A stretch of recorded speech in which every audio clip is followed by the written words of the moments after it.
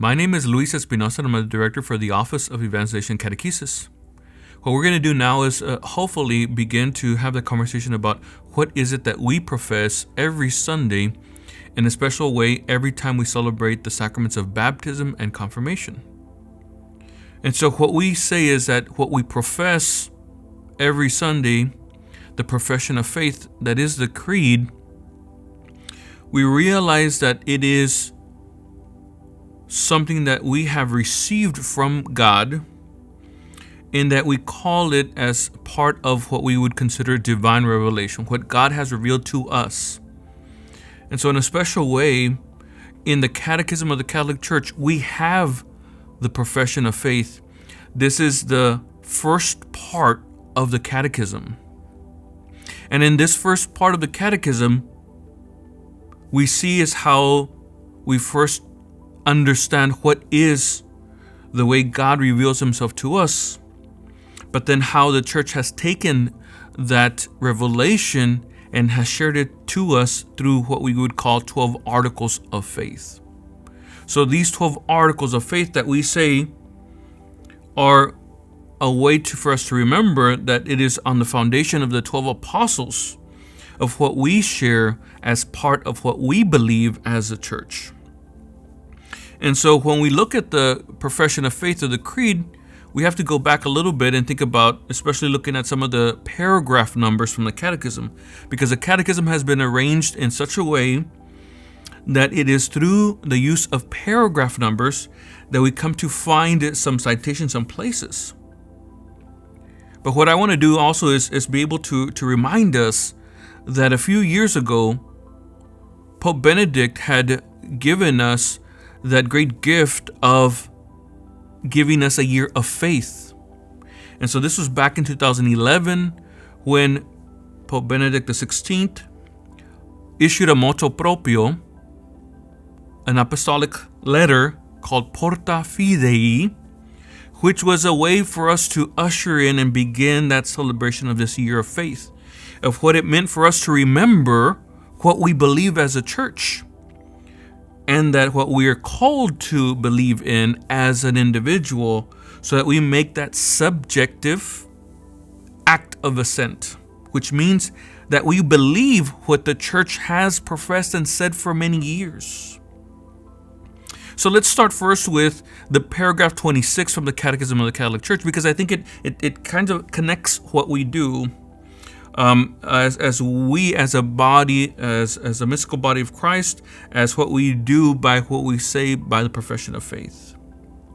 And so number 26 says, we begin our profession of faith by saying, I believe, or we believe, before expounding the church's faith as confessed in the creed, celebrating the liturgy and lived in the observance of God's commandments and in prayer. But we must first ask what to believe means. So faith is man's response to God, who reveals himself and gives himself to man, and at the same time bringing man a superabundant light as he searches for the ultimate meaning of life. And so number 26 from the Catechism, paragraph 26 from the Catechism reminds us of this, that God has given us, has revealed himself to us, and that we are invited and we're called to respond to him, to believe in him, to hope in him. And so let us begin to talk about that introduction to the profession of faith, or this first part of the creed. And so Numbers 187 and following gives us an introduction as to the creeds. I say the word creeds because we do have several creeds in the church.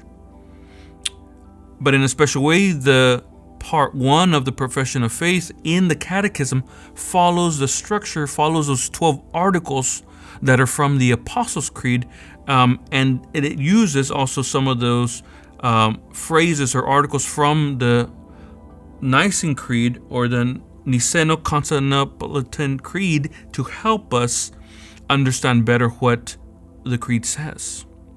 And so number 187 says that when we talk about the different professions of faith. And why they're called professions of faith specifically is because, number 187, they summarize the faith that the Christians profess. So another title that we've used before in place of profession of faith is creed.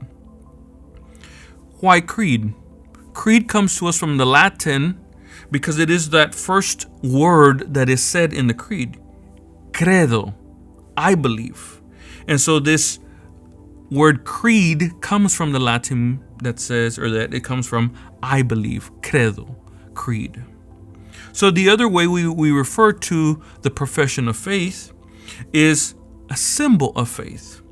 And so number 188, paragraph 188 talks more about what symbol or symbolon means and how that was taken up to be part of what we believe.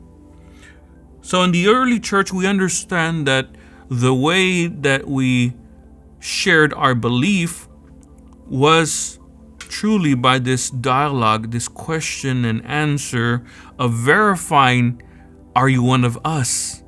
Are you a Christian? Are you not a Christian? Remembering that in the early church, they suffered great persecution. And so they wanted a way to make sure that you were one of us and not part of the Roman Empire. And so, again, using this dialogue, this Q&A, this form that later on gets taken up by what we do in our Christian initiation process. So then when we talk about the faith professed, we can continue looking at numbers 192 or paragraphs 192, 193 and following, because it tells us a little bit more about what are the different creeds that are available or that we have as part of the treasury of the church. So paragraph 192 says, through the centuries, many professions or symbols of faith have been articulated in response to the needs of the different eras. The creeds of the different apostolic and ancient churches, such as the Quicumque, which is also called the Athanasian Creed, the profession of faith of certain councils. So the Council of Toledo, the Council of Lateran, of Lyons, and even of Trent.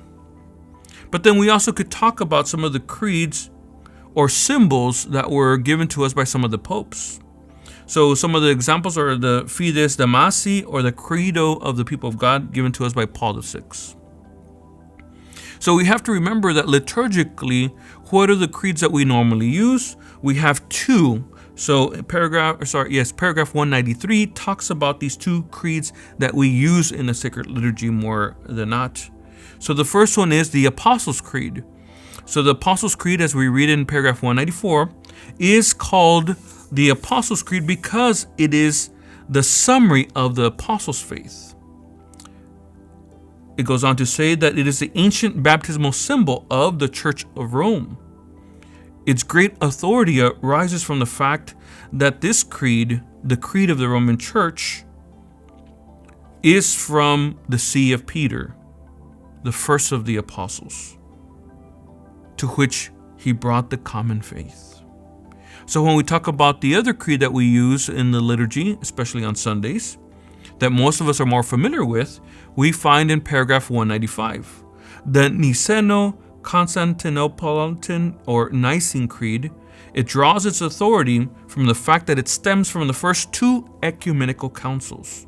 So in 325 and 381, so first it was the Council of Nicaea, then the Council of Constantinople.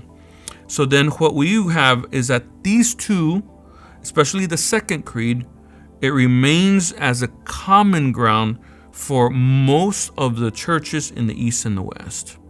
And so again, we wanted to just give a brief overview, a brief introduction into what we'll be looking at in the upcoming segments, looking at the 12 different articles of faith that we find in the Apostles' Creed and that the Catechism of the Catholic Church follows. And so we'll be looking at these, again, 12 articles of faith that are 12 as a way to focus on the foundation of the church, which is on the 12 apostles.